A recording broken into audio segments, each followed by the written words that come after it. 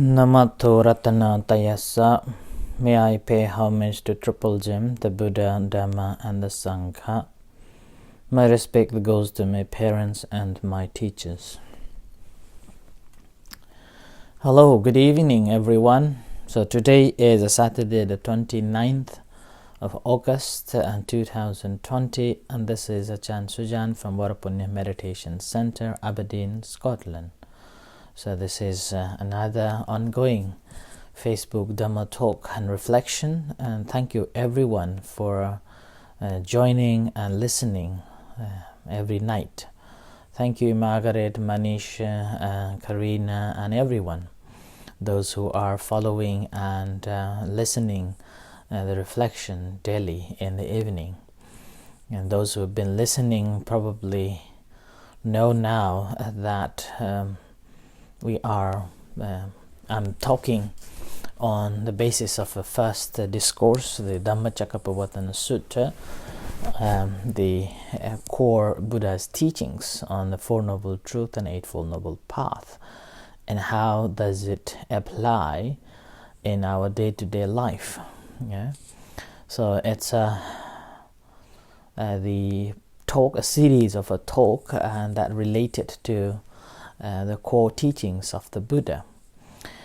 In all the teachings and all the talks that I have given, almost every talks and reflections are available on our website, on our YouTube, and that's the Varapunya Buddhist Meditation Center YouTube channel. You can go and listen previous talks and also guided meditations too.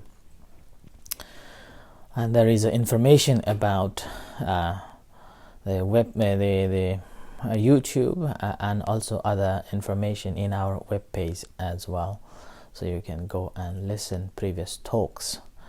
And if you go back and listen the previous talks, you may find very different than now, because early on in early April, that was the time, it was just the beginning of the lockdown due to the COVID-19. I mostly covered to deal with the situation and how to use the Buddha Dhamma to tackle with this lockdown and staying in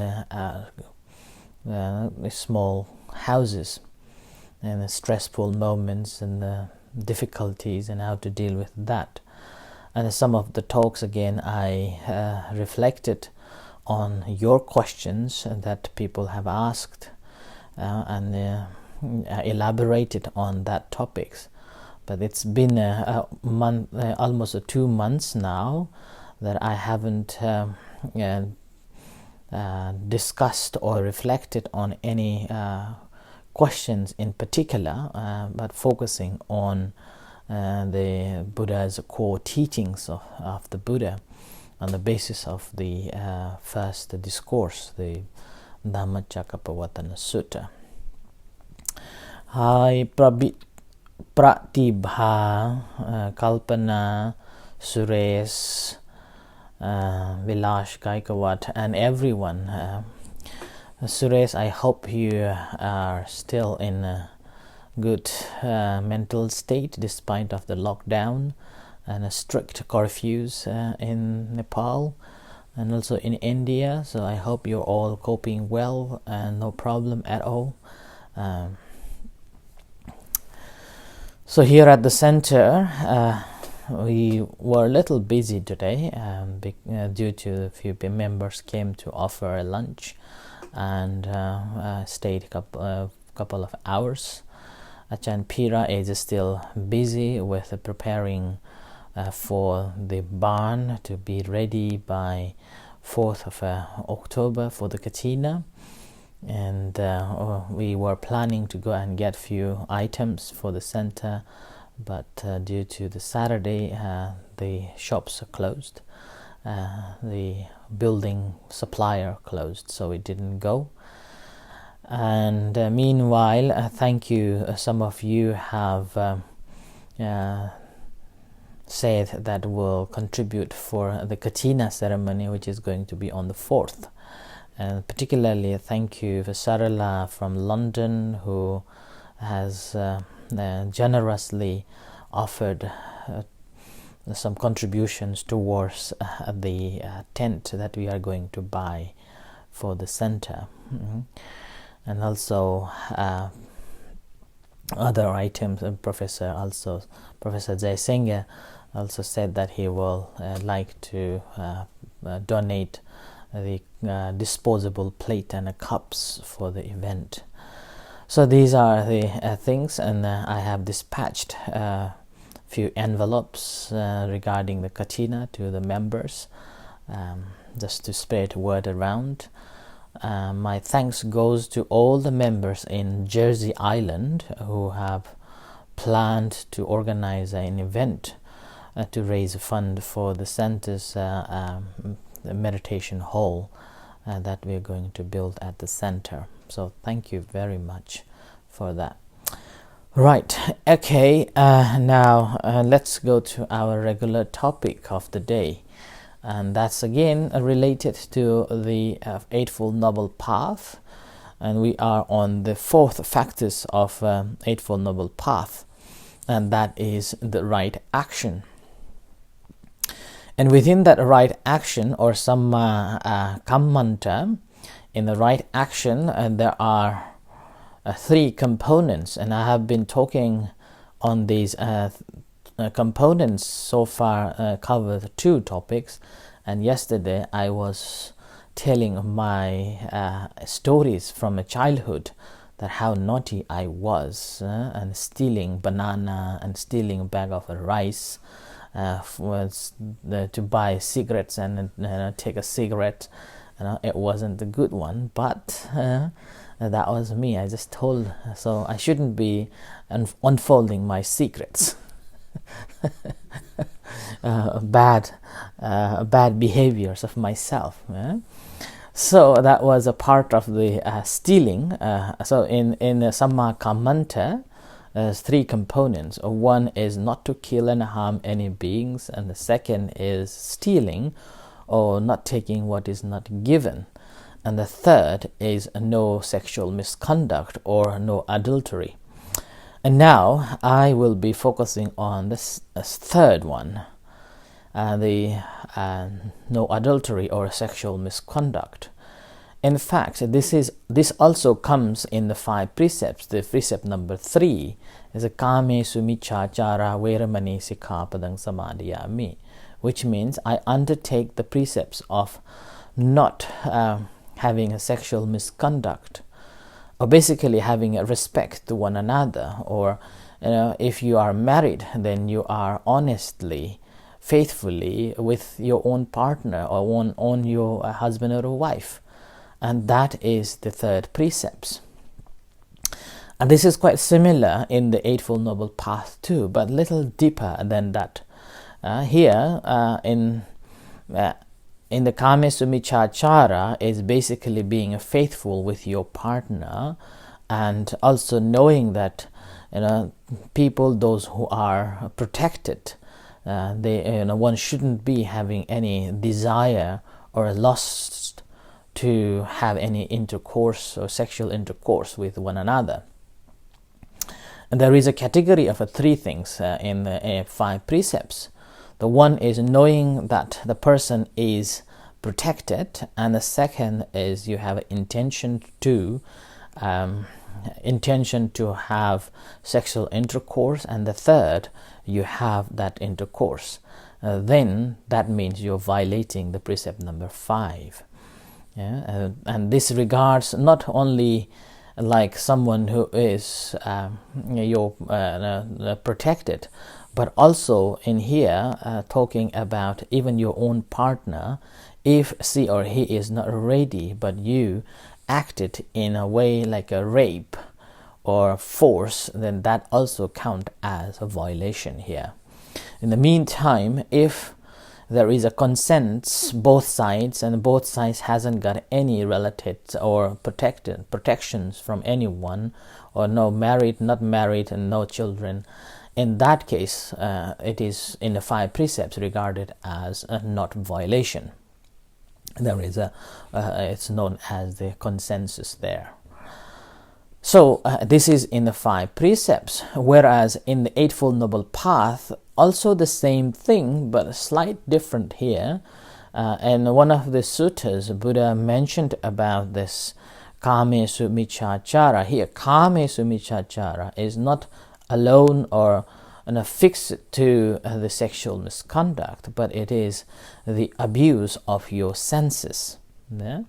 So abuse your senses means kama, the sense.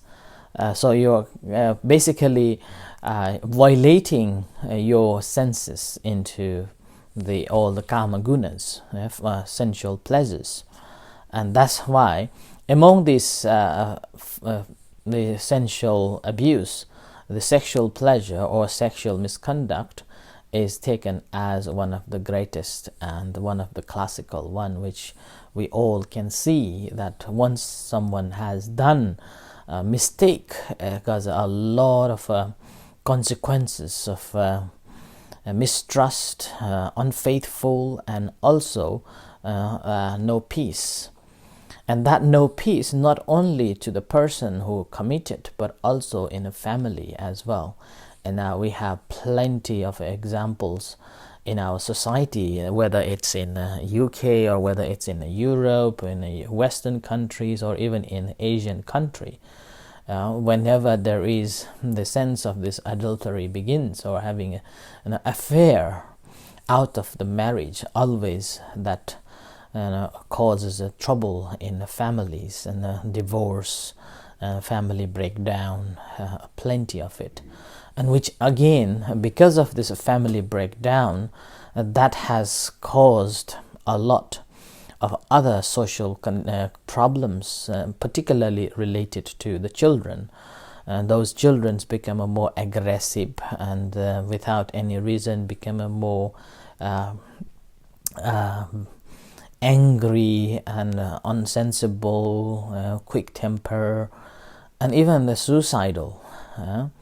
I remember last year when I was attending this first mental health first aid for the children course, and that was in that course one of the main reasons why children are stressed and even lead them to the suicidal is the cause that the family breakdown. And when investigated, most of the time men having an affair with other women, and as a result a family breakdown, and this family breaking down, and normally their mothers been abused, or their mothers been punished or bullied, and with that the children also learn same thing, and when they break up, unable them to cope with that situation, and as a result they mentally become very ill, and disturbed, and sometimes cannot comprehend, and as a result of that they even wanted to suicide.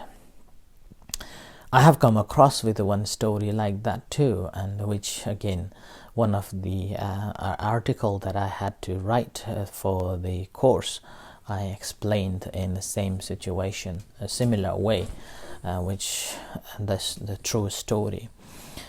Meanwhile, very close to us as well, there are many examples I come to here, and I shouldn't be quoting their stories here as well. But the most of the cases, most of the time, it's men who normally have an affair outside of their marriage, causing this divorce or family breakdown. So, and this again cause a lot of trouble to not only two sides, this husband or a wife, but also cause the children very much a lot. So that is the consequences of having sexual misconduct. So that's why Buddha is strongly spoken on this, that a wise one shouldn't be having any affair apart from their own partners, or apart from their own husband or wife. But having said that, it is not just the men that go away with the having an affair, but there are ladies as well who do have an affair and cause the problem in a family, and gradually it's the family broke down like that. So, but anyway, this is the result of causes that do not bring peace and harmony in the family. That's why Buddha strongly suggested to practice this third precepts in order to build faithful, and in order to build the confidence in one another. That's why once you are married, it's like you have a three-legged race of life. It's no more the four-legged.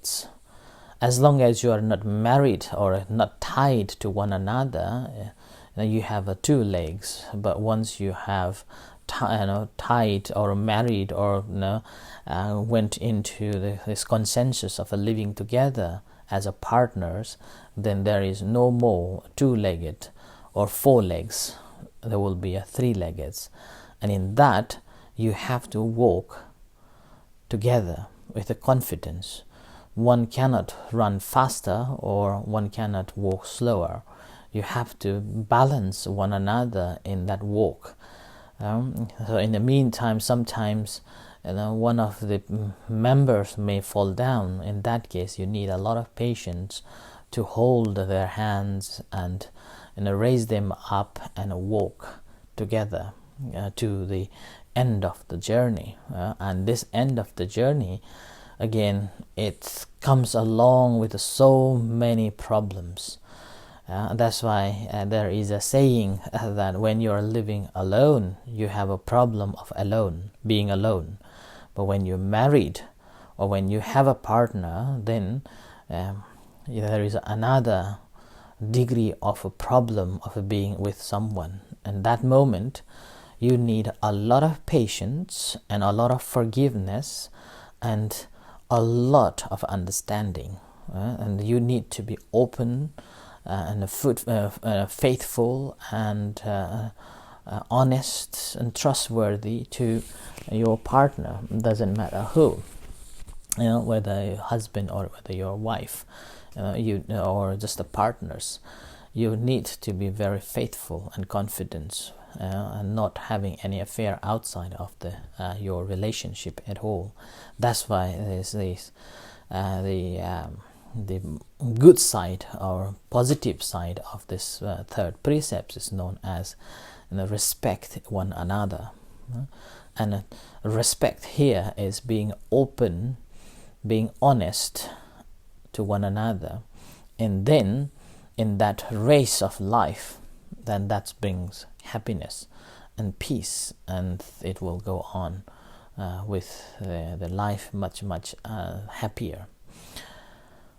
But obviously, when you're living together, there always be problem. It's like teeth and tongue doesn't go along. Always, this doesn't matter how well you are living together. Always there is other problems may come.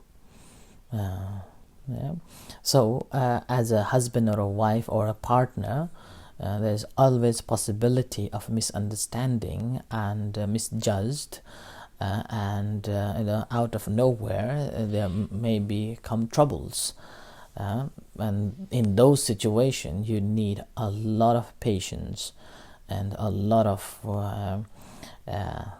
what's called expressing, and need a lot of mindfulness. I remember when I was in school, we were told a story of one drunken family, a drunken man. Every time he is drunk, and he comes back home with drunk, and always fighting with his wife. in that moment, she couldn't bear anymore, so she went to speak with the teacher, a monk in the temple, and the monk gave him a bottle of water, saying that this is a medicine.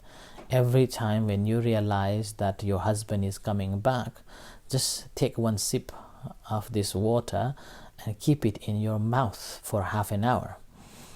So she did it every day. When her husband comes back, as soon as he comes in, she put this 1 spoon of water in her mouth and keep it for half an hour.